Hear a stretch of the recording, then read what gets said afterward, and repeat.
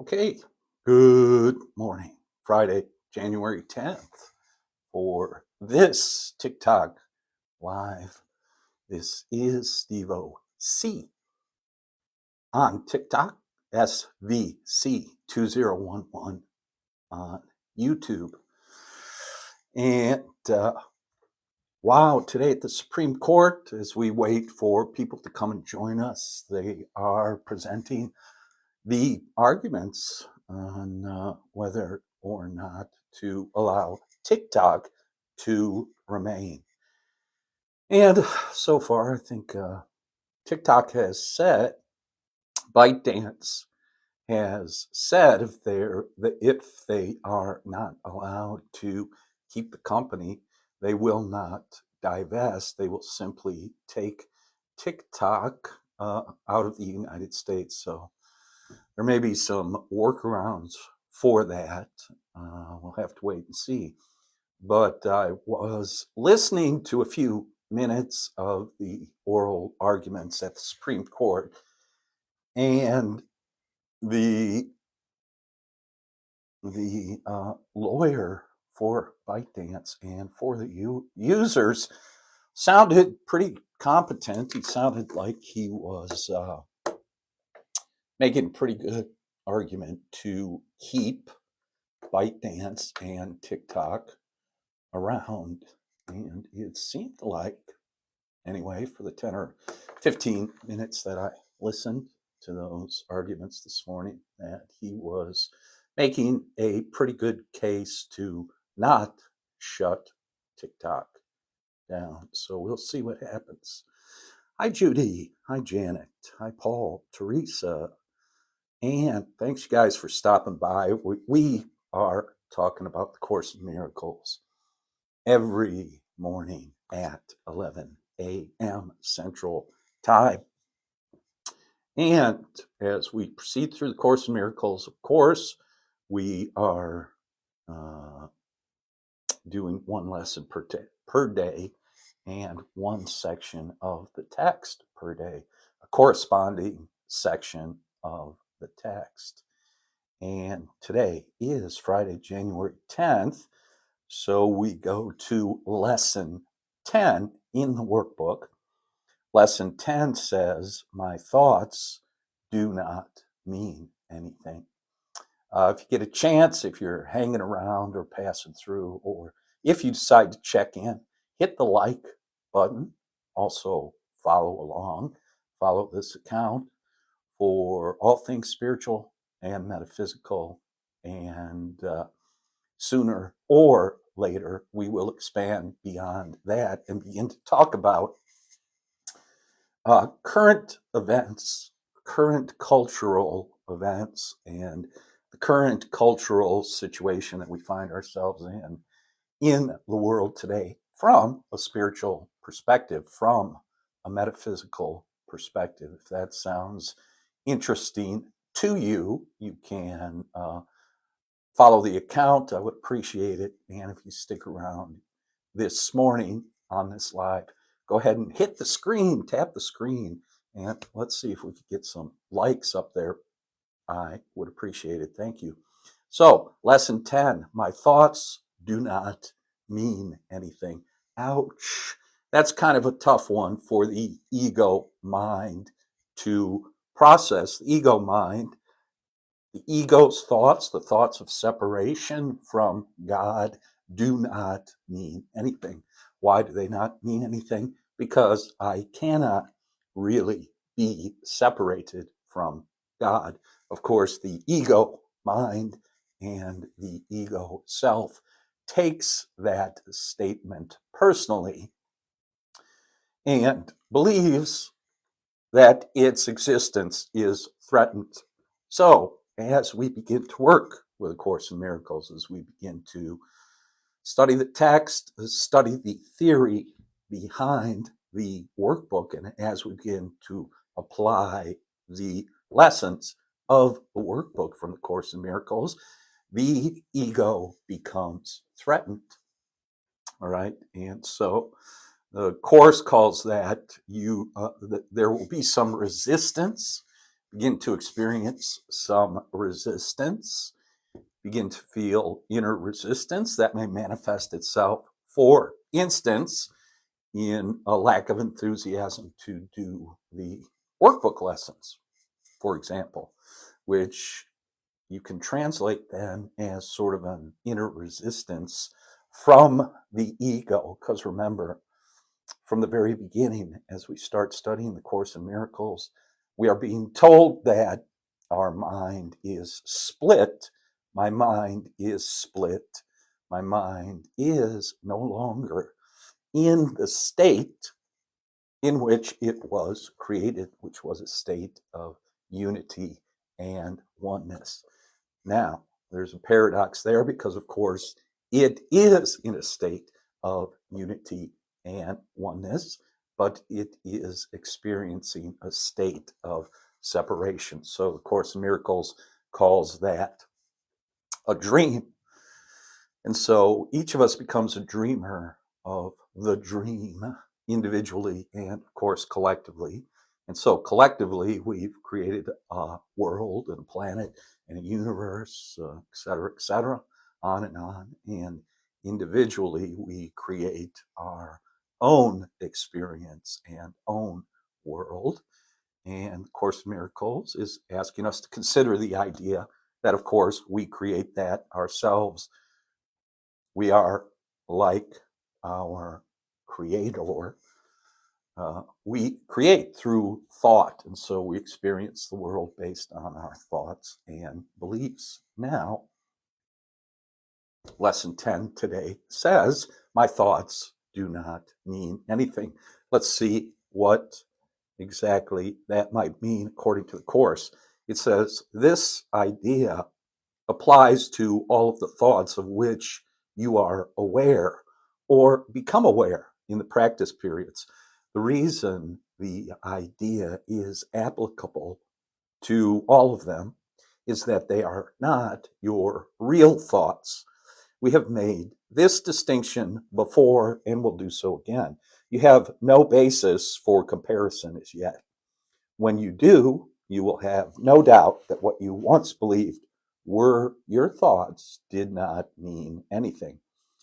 This is the second time we have used this kind of idea. The form is only slightly different.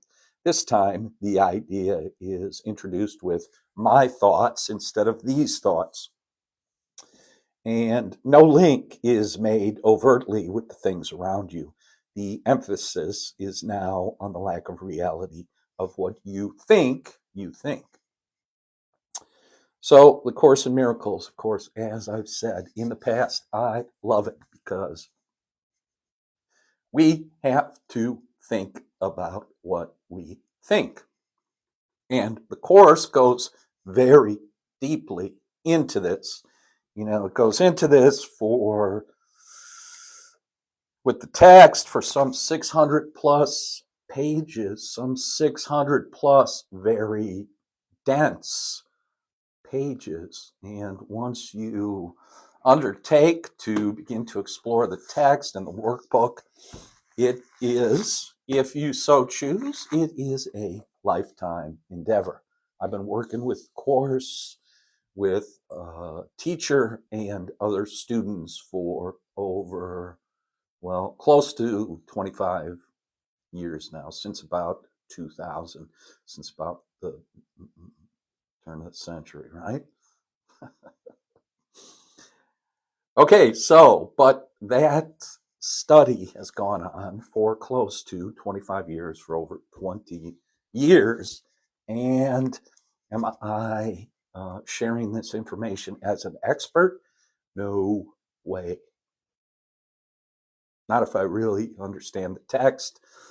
I understand, and what I would share with you is that we are looking for our own internal teacher. We are looking for the Holy Spirit within us, the Spirit of the Creator, to educate us, to help us to learn, and to help us to remember our true origin and our true beginning, if you were, our true source.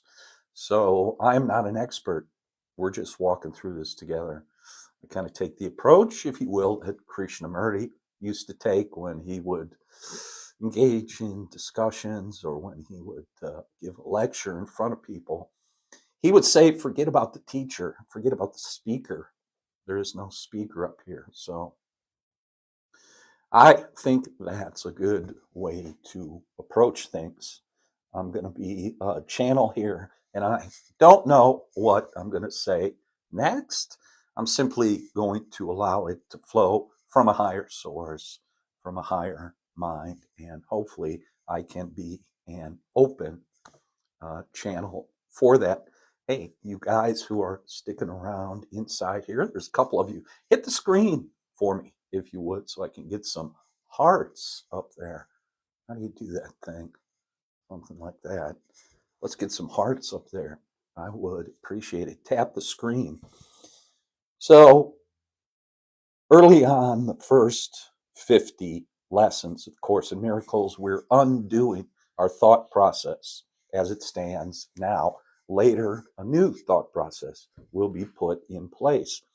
So it says here, the current aspect of the correction process began with the idea that the thoughts of which you are aware are meaningless outside rather than within, and then stressed their past rather than their present status.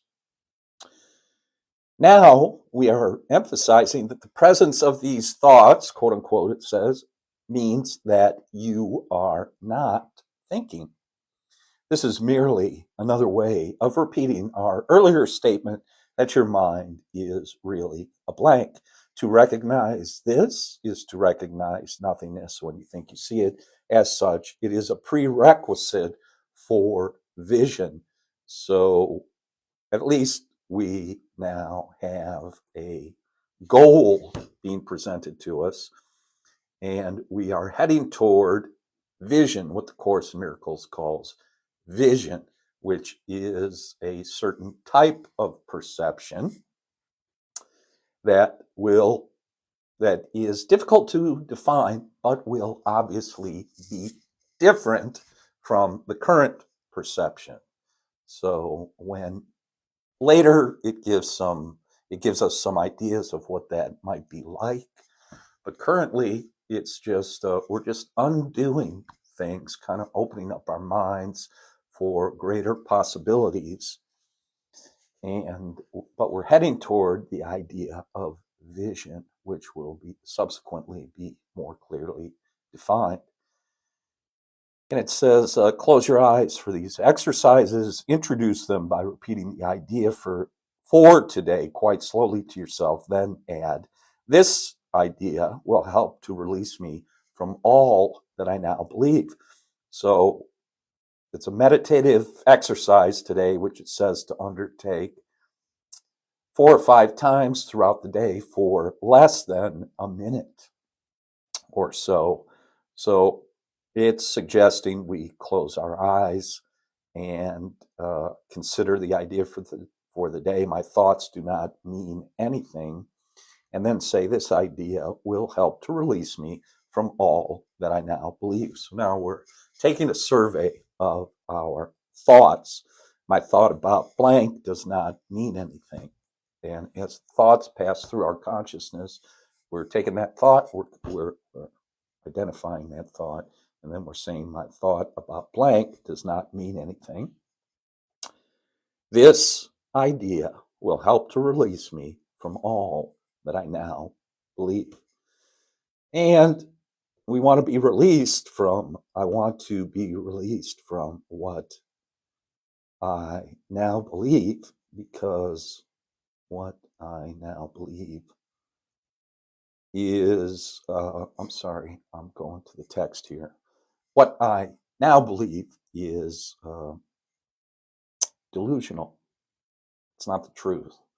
What I have sort of convinced myself is the truth is not really the truth according to the creation, according to my creator. My creator sees me differently. My creator sees me sinless. My creator sees me and all of my brothers as perfect, whole, and complete. And if I'm being honest with myself, I probably am having some troubles with that idea. Looking at myself and at my brothers and sisters in the world and saying to myself, uh, I see you as sinless. I see you as perfect, whole, and complete. So that's what we're working on here together. So we are going today to chapter 2, section 3, the altar of God, on January 10th. And this section says the atonement can only be accepted within you by releasing the inner light. Since the separation, defenses have been used almost entirely to defend against the atonement and thus maintain the separation. So I have started to identify myself. It's an identity question, right? When I say I think that I is my ego identity. And what I am going to find out is that I really is I am. I is consciousness itself. So the ego has erected defenses, which can all be understood under the idea of fear. Anytime I experience fear, I'm defending myself against something. The ego, is defending itself against what it perceives as attack because it may not be able to figure it out, but it senses, as it says later in the course, the ego begins, the ego mind, the ego identity, the idea of separation begins to sense that there is something greater than itself that will usurp its position. And since the ego is the original usurper, when it understands that it is about to be usurped, the true identity, the true consciousness is going to be returned to the throne, so to speak. And so the usurper understands that it's in trouble, although it cannot identify it specifically because it cannot see it. So it's talking about the atonement here and the defenses that are used to maintain the separation. This is generally seen as a need to protect the body. The many body fantasies in which the many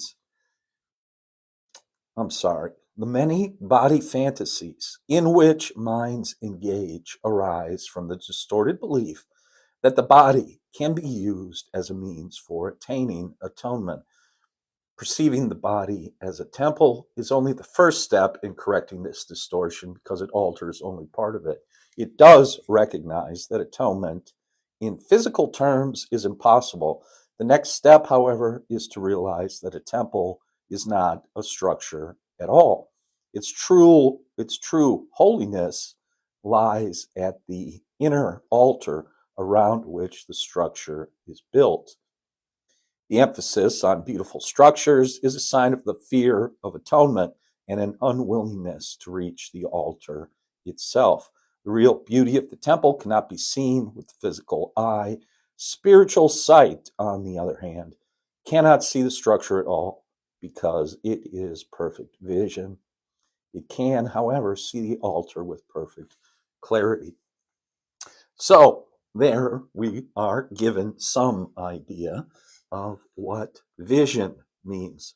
Perfect vision here in this sentence is recognized as spiritual sight. It cannot see the structure of the temple at all because it is perfect vision. It can, however, see the altar with perfect clarity. So this is all metaphorical, of course. And so the course is using a metaphor to try to explain processes, states of mind, and states of being, and experiences that cannot be put into words, of course.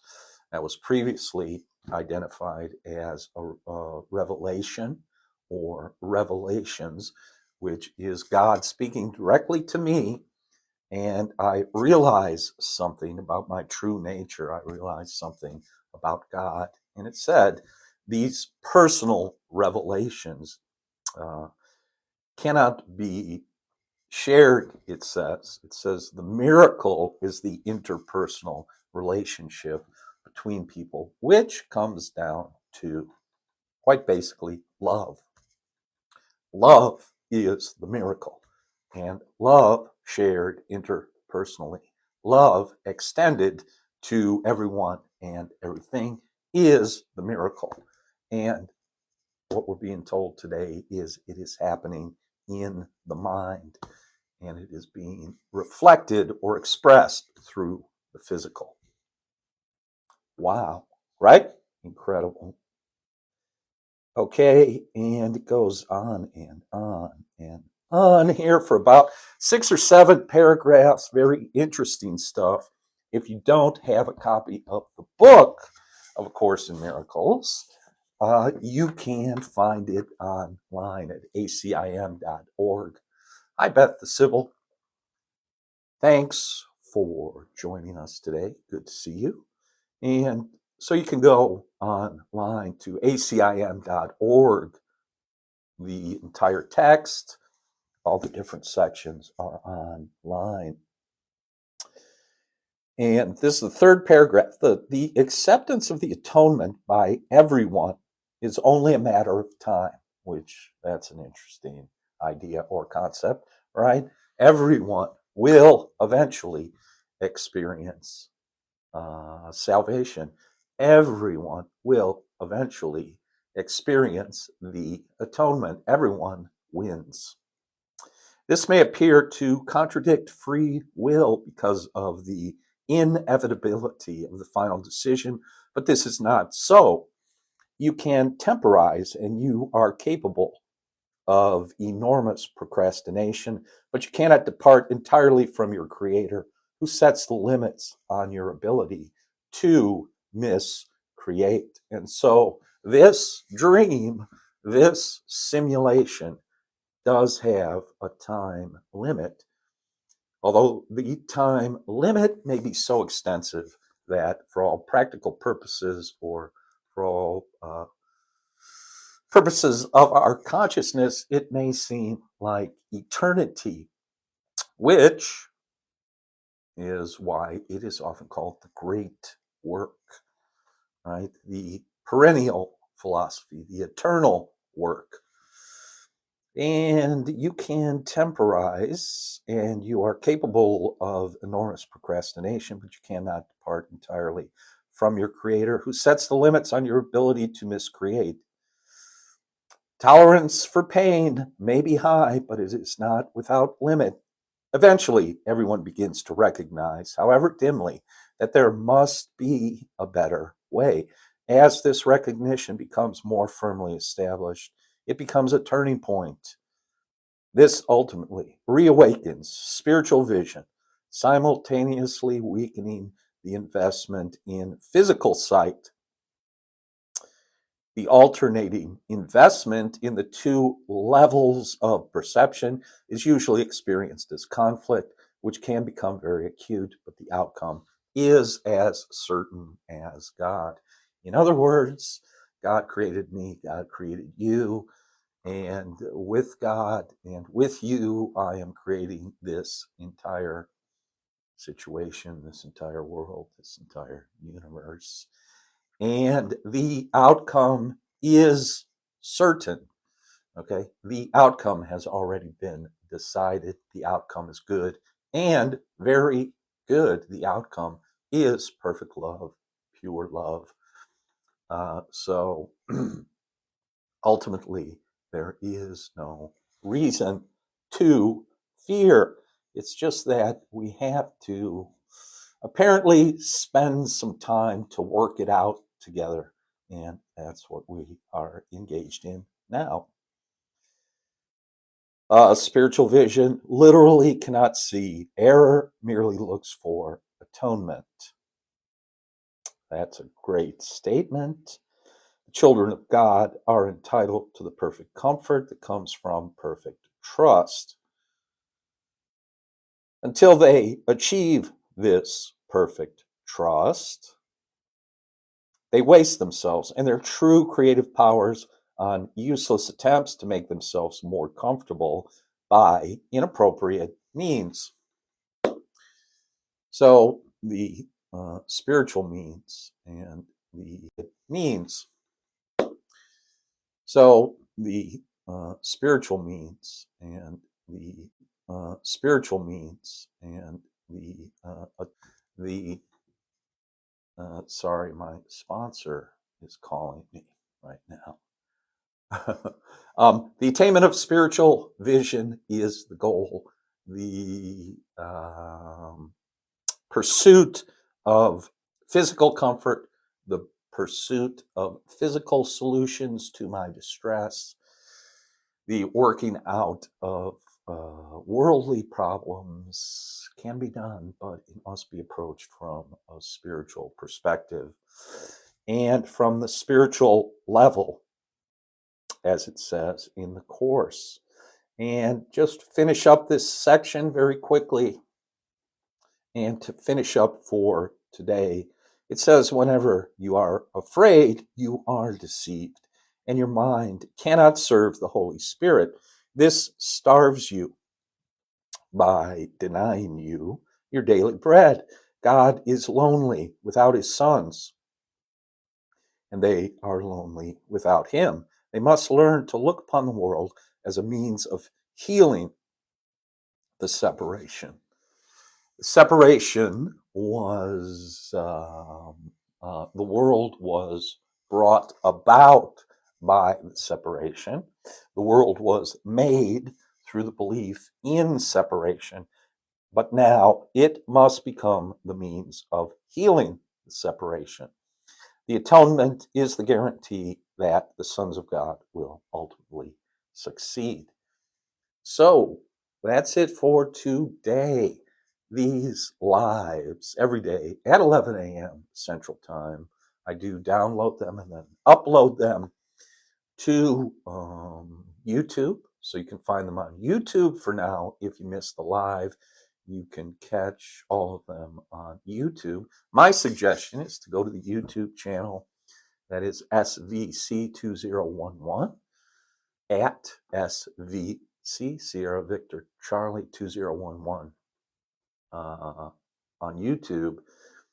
And I would randomly click on them and then randomly click on an episode and randomly click into the episode. See what comes up. As part of the discussion, spin the wheel of fortune, and see what ideas you are presenting to your own consciousness through this discussion. Thanks again for stopping by. Thanks again for hanging out every day, 11 a.m. Central. I will talk to you soon. Peace and blessings. Take care. Have a great day.